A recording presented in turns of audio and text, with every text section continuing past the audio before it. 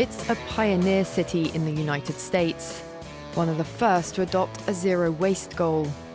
Austin, Texas has 950,000 residents and 15,000 restaurants, where everything must now be recycled. Jennifer McNEVIN runs MANUEL'S in the city centre. It's regional Mexican food, and everything is made fresh from scratch in small batches every single day. Specialties include paella and ceviche. Before, the kitchen produced a lot of waste making these dishes, but now the bin is almost empty. 70% of everything that we were throwing in the dumpster, in the trash before, we are now composting, or with the GRUBTUB, or we are recycling. Most of what the kitchen throws away is food waste. Staff now have on hand these buckets, which they fill throughout service, to be recycled. My chore list, being a small business owner, is always long, so I never was getting there until the city told me this is coming. So all of a sudden it's like, no, I better get it done. Once full, the containers are stored behind the restaurant. I love to see these because I know that this is food for animals instead of going in the dumpster over there. They fill 200 tubs a month that Robert Olivier picks up twice a week to feed chickens. Sealed, airtight.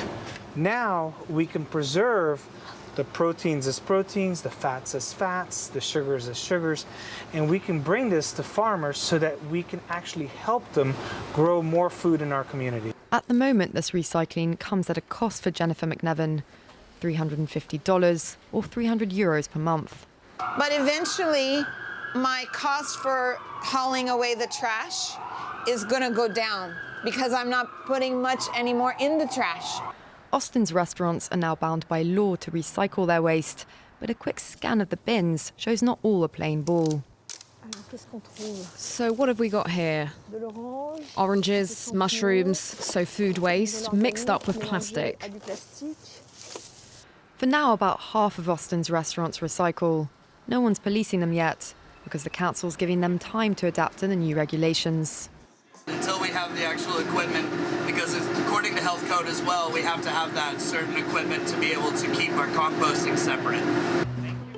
For Austin, recycling has now become crucial, because just a few kilometres from the city centre, its rubbish dump is overflowing.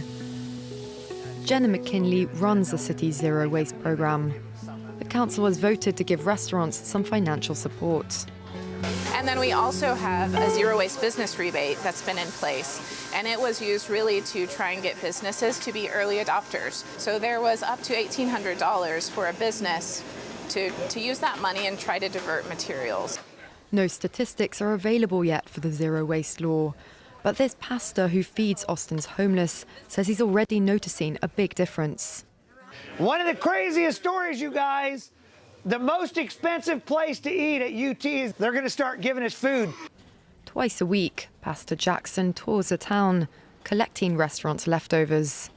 If you serve food, you have to show accountability where it's going and what it's going to. In the kitchens of this university, more than 2,000 meals are served every day. Okay, what Mark's doing, this is what when we have leftovers, we chill them down immediately, and then we put them in the freezer. Sweet potatoes, all kinds of mushrooms. I mean, unbelievable, the stuff that... Food that's still good is transferred to this truck to feed the homeless. At the chicken farm, the food waste from Jennifer's restaurant has arrived. Robert Olivier says his system is more eco-friendly than composting because the food goes directly to the hens, who then produce these eggs. We're a meat society, and we're always feeding animals, and so that's why it's important for us to be able to create new food without having to grow corn and soy on millions of acres here in the United States. Austin is giving its restaurants a few more months to comply to the law before it starts sanctioning those that don't. The city's aim is to be zero waste by 2040.